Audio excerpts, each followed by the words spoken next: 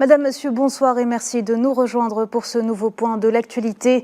143e jour en enfer, près de 100 Palestiniens sont tombés en martyrs et des dizaines d'autres ont été blessés ce lundi dans de nouveaux bombardements sionistes au centre et au sud de la bande de Gaza. Les attaques se sont concentrées à Deir el-Balah, Khan Younes ou encore à Rafah.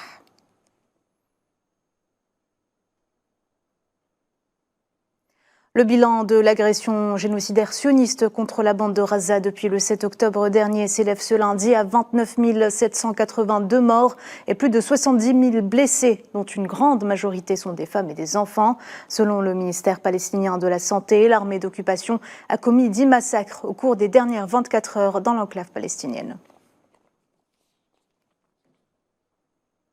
Les cimetières de l'enclave palestinienne sont bondés, de nouveau sont improvisés dans des terrains vagues.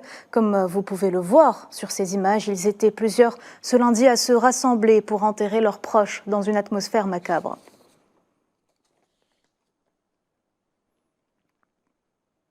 À la 55e session ordinaire du Conseil des droits de l'homme de l'ONU, la Ligue des États arabes a qualifié ce lundi l'occupation des territoires palestiniens par l'entité sioniste d'affront à la justice internationale, affirmant que ne pas y mettre fin équivalait à un génocide. Le secrétaire général des Nations Unies, Antonio Guterres, a déclaré ce lundi lors de l'ouverture de la 55e session du Conseil des droits de l'homme de l'ONU à Genève que rien ne justifie une punition collective contre le peuple palestinien et que l'agression sioniste contre la ville de Rafah mettra le dernier clou dans le cercueil des programmes d'aide. Antonio Guterres a ajouté que le droit international humanitaire est menacé à la lumière du meurtre de dizaines de milliers de civils à Gaza, appelant à un cessez-le-feu immédiat. Et puis le Premier ministre palestinien Mohamed Shtayyeh a présenté ce lundi la démission de son gouvernement au président Mahmoud Abbas sur fond des développements politiques, sécuritaires et économiques liés à l'évolution de la situation dans les territoires palestiniens. Le Premier ministre démissionnaire a défendu les réalisations de son équipe qui est parvenue à assurer un équilibre entre les besoins de la population et leurs exigences de services de qualité. Selon lui, la prochaine étape requiert de nouvelles mesures politiques qui prennent en compte la nouvelle réalité, les pourparlers d'unité nationale et le besoin urgent d'un consensus interpalestinien.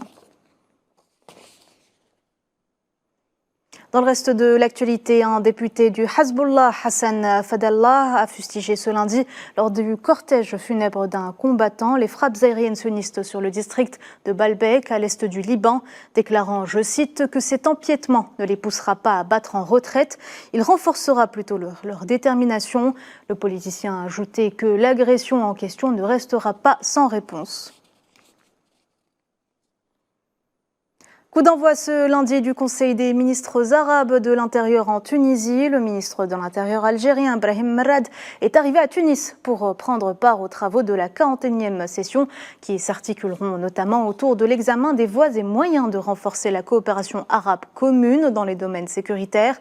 À cette occasion, le SG du SMAI, Mohamed Ben Ali Kouaban, a salué les efforts importants consentis par l'Algérie en vue de préserver la sécurité et la stabilité face à un environnement chargé de défis, outre l'évolution importante que connaissent les appareils sécuritaires algériens, notamment leur attachement à intégrer les technologies nouvelles.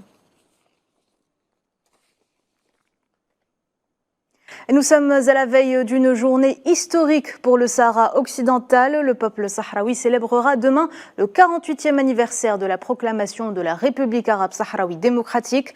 Un peuple qui poursuit sa marche vers l'indépendance via le référendum d'autodétermination sous l'égide des Nations Unies et le Front Polisario. Ceci dans un contexte où le Sahara occidental continue d'enregistrer les victoires diplomatiques à l'international. La cause sahraoui gagne davantage de soutien en dépit de toutes les violations à l'encontre du droit international ainsi que les exactions commises par l'occupant marocain et ses alliés. C'est la fin de ce flash. Merci de l'avoir suivi. À tout à l'heure.